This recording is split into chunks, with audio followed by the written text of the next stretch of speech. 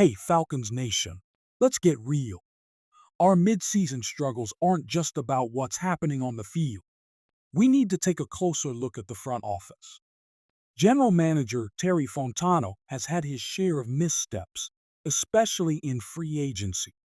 But before we dive into today's discussion, make sure to hit that like button and subscribe to the channel for the latest updates on your favorite team.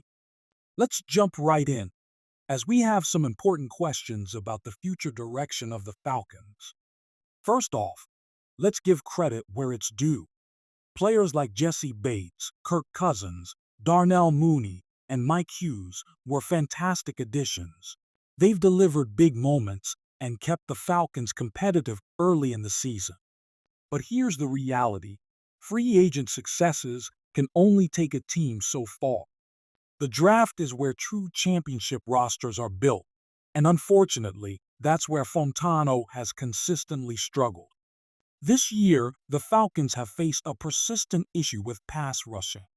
We all knew it was a major concern coming into the season, yet the front office didn't add any significant talent to address it. With Bud Dupree and Calais Campbell gone, the pass rush became even weaker, relying on Arnold Ebiketie and Lorenzo Carter, despite a lack of evidence showing they could provide consistent pressure. Unsurprisingly, that decision hasn't paid off. When we take a look at Fontano's draft history, it's hard to feel optimistic. Sure, Drake London and Bijan Robinson are exciting, but what about the depth behind them? Where are the impactful defensive playmakers? The Falcons' struggle to consistently nail their draft picks has left the team in a situation where our offense needs to be perfect just to stay competitive. And as we've seen during this slump, that's simply not a sustainable strategy. Here's where things get intriguing. The New York Jets recently fired GM Joe Douglas, who has a solid track record for drafting well, despite a few missteps like Zach Wilson. Douglas helped build a Jets roster that includes stars like Sauce Gardner, Garrett Wilson, Jermaine Johnson, and Breece Hall. Imagine the Falcons bringing in someone like him to help Fontano refine the draft process. With Kirk Cousins at quarterback and Michael Penix Jr. as a promising future option, bringing in Douglas could open a championship window. But would Fontano be willing to make that bold move? This slump isn't just about losses, it's about missed opportunities. The NFC South is still ripe for the taking, yet the Falcons continue to focus on offensive firepower instead of addressing clear weaknesses like pass rush.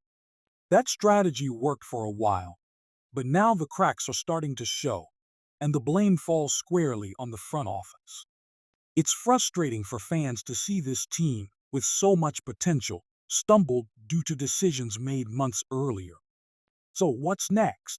Should the Falcons stay the course with Fontano and hope he learns from his mistakes? Or is it time for a front office shakeup? Could someone like Joe Douglas be the answer to finally fixing our draft issues? These are crucial questions that need to be addressed. While we're on the subject of pressing issues, let's talk about the defense. The stats aren't pretty. Ranked 26th in scoring defense, 25th in total yards allowed, and dead last in sacks and completion percentage allowed. This unit has really struggled. With the trade deadline behind us, it's clear that no reinforcements are coming, and it's crucial to shift our defensive philosophy. Defensive coordinator Jimmy Lake has faced significant criticism for his lack of adjustments. The Falcons rarely blitz, opting to rush just 4 defenders on nearly 90% of their passing plays.